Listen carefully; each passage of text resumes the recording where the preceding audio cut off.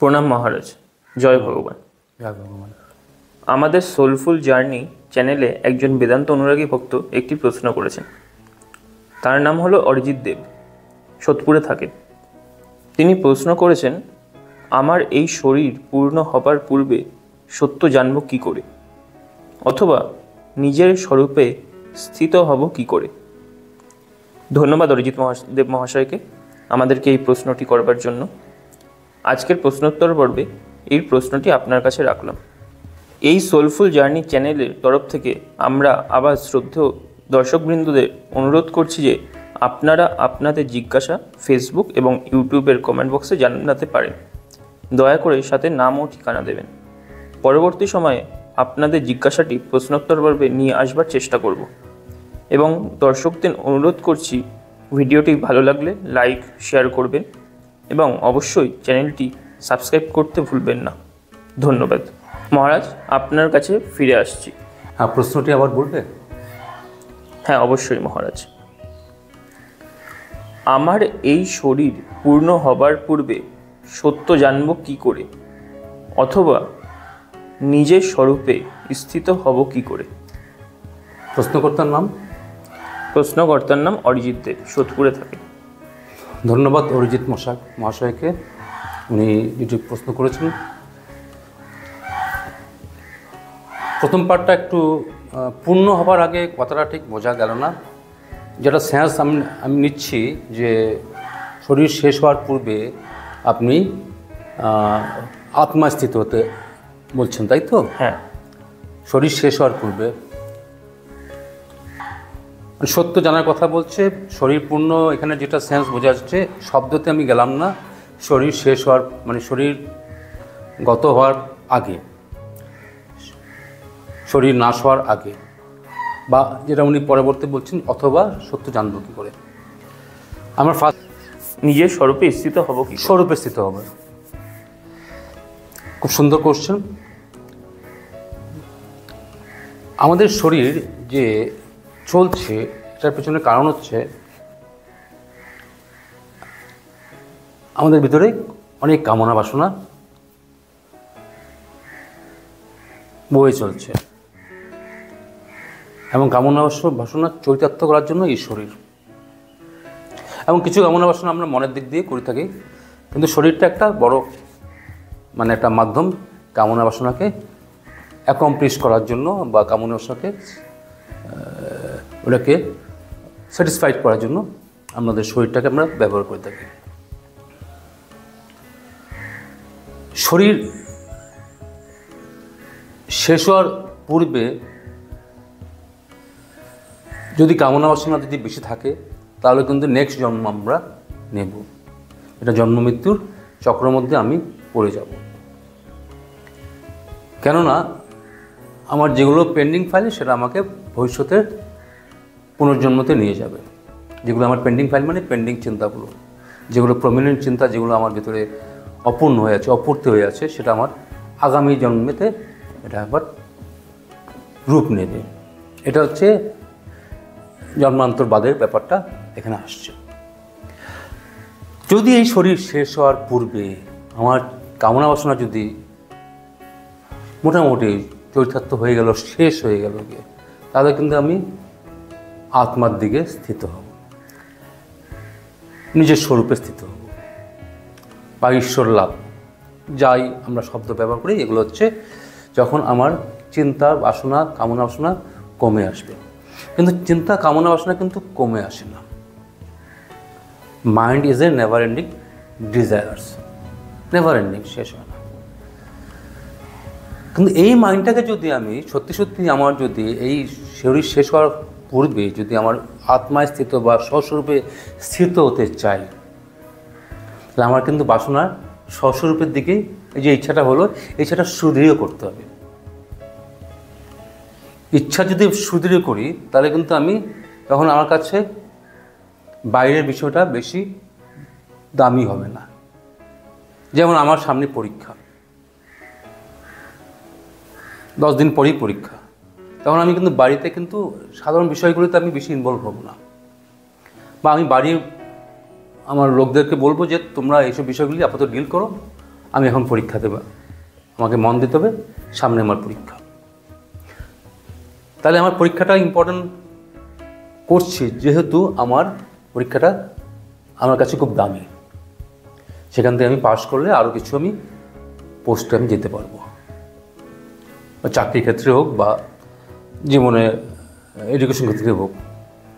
তাই আমি কিন্তু ওই ছোটো ছোটো বিষয়গুলোতে আমি যেগুলো একসময় আমি খুব ইনভলভ হতাম, এখন ইনভলভ হবো না। আমার কাছে ওটা আমার কাছে দামি বিষয় নয়, আমি এটা দামি বিষয় করব না। আমি নিজেকে এইসব বিষয়ে, নগণ্য বিষয়ে, সাধারণ বিষয়ে আমি নিজেকে সময় নষ্ট করব না। কেননা আমাকে সামনে পরীক্ষাটাকে যেভাবে হোক পরীক্ষায় ভালো রেজাল্ট করতে হবে।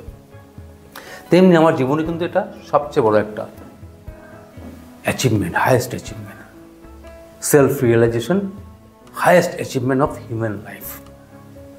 আত্ম উপলব্ধি, স্বস্বরূপে স্থিত বা ঈশ্বর উপলব্ধি বা যাই বলি, ব্রহ্মজ্ঞান বলি, ওটা কিন্তু হায়েস্ট অ্যাচিভমেন্ট। আমার এই হায়েস্ট অ্যাচিভমেন্টটা আমি তখনই, আমার কাছে এটা দৃঢ় ভাবনা হবে, আরও আমি এটাকে দাম দেবো যখন আমি বুঝবো যে আমাকে এটা যেমনি এই জীবনে সম্পাদন করতে হবে। নাহলে কিন্তু আবার শরীর নেওয়া, আবার নানান ধরনের সমস্যা। আমরা এটা বুঝতে পারি যদি একটা ক্লাস যদি আমি ফেল করে যাই, তা মানে ওই ক্লাসে আবার পড়তে হবে, তাই না? এবং ওই ক্লাসে পড়তে হবে, আমার যারা আমাকে দাদা রাখতো তারা আমার সমাবেশী সহপাঠী হয়ে যাবে, আমাকে তুই তাকারি করবে, আমার কাছে লাগবে এটা। তারপরে জীবনের সবচেয়ে বড় একটা বছর চলে যাওয়া, একটা বছর চলে যাওয়াটা কতখানি ডিপ্রেশনে আসে, তদ্রূপ আমাকে এটা ভাবতে হবে আমার জীবনে একটা জীবন চলে যাওয়া। পুরো বইয়ের মধ্যে এই পাতাগুলো হচ্ছে জীবন, একটা পাতা চলে যাওয়া, নষ্ট হয়ে যাওয়া।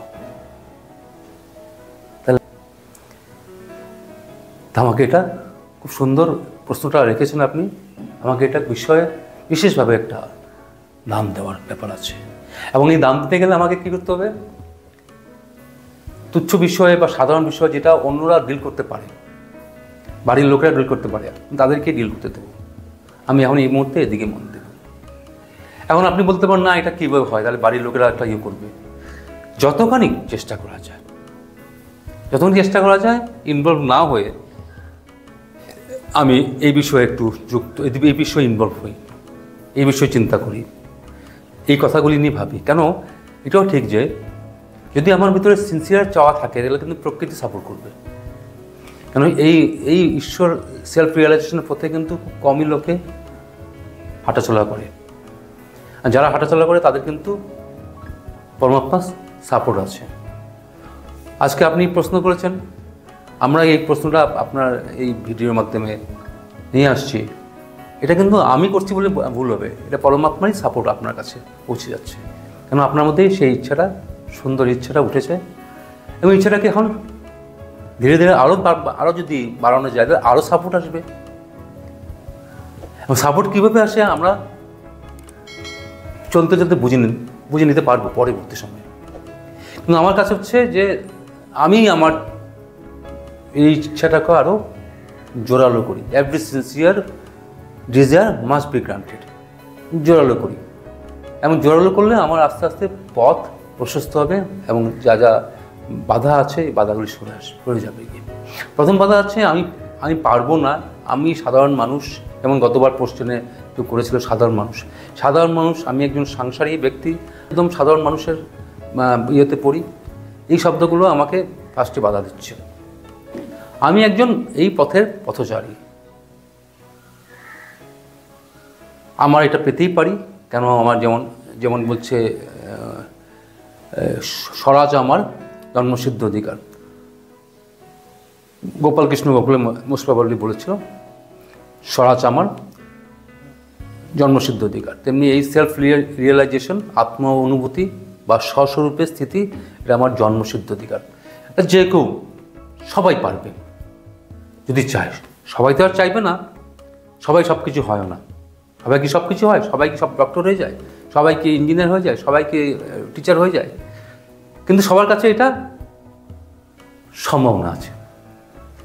যে চাইবে সে এগোবে। আপনি চাইছেন, আপনি এগিয়ে চলুন। যেমন আপনার এই প্রশ্ন নিয়ে আমরা ভিডিওটা করছি, এটা একটা পারমার্থিক সাপোর্ট। এরকম অনেক সাপোর্ট আপনার জীবনে আরও চলে আসবে, কিন্তু ইচ্ছাটাকে, একটাই শর্ত হচ্ছে ইচ্ছা সুদৃঢ় রাখতে হবে। এখন সাপোর্টটার জন্য আমি বসে থাকবো, কিন্তু সাপোর্টটা যে কী ধরনের আসছে আমি এই মুহূর্তে এটা আপনাকে বলে রাখলাম। সবসময় সাপোর্টটা যে আমি বুঝবো তা না। আমার কাছে সাপোর্ট ঈশ্বর করবেন, তার ব্যাপার। আমি আমার কাজ করে যাব, আমি আমার ইচ্ছা সুদৃঢ় করব, যত ইচ্ছা আমি কেন্দ্রীয়করণ করব, মানে আমি ফোকাস করব অত বেশি। একদম যখন পরীক্ষার সামনে চলে আসে তখন কিন্তু আমি আর খালি স্নান আর নিত্যকর্মটা করে নিলাম, বাকিটুকু কিন্তু পড়াটার মধ্যে। এমনকি দেখা গেছে ছেলেমেয়েরা পড়ছে, মা এসে খাইয়ে দিচ্ছে, পুরো ফোকাস। একটা সময় ফোকাস পুরোপুরি আনতে হবে। আমরা যদি দিনে 24 ঘন্টা যদি আমি চিন্তা করি, এখন বলবেন 24 ঘন্টা চিন্তা করা মানে তো আমার তাহলে অফিস টফিস, আমার সংসার, পড়াশোনা সবই তো বন্ধ হয়ে যাবে। না, চিন্তা করার এটাই সুবিধা যে আপনি চিন্তা করবেন ভিতরে, কাজ অত থাকবে বাইরে। যেমন আমরা সাইকেল চালাই, প্রথম অবস্থায় পরিপক্ক, যখন সাইকেলটা পরিপক্ক হয় না, প্রথম অবস্থায় সব দিকে তাকাই, ট্রাফিক তাকাই, মানুষ তাকাই, বেল্ট কন্ট্রোল করি, ব্রেক কন্ট্রোল, সব কিছু তাকাই, সব কিছু খেয়াল করতে হয়।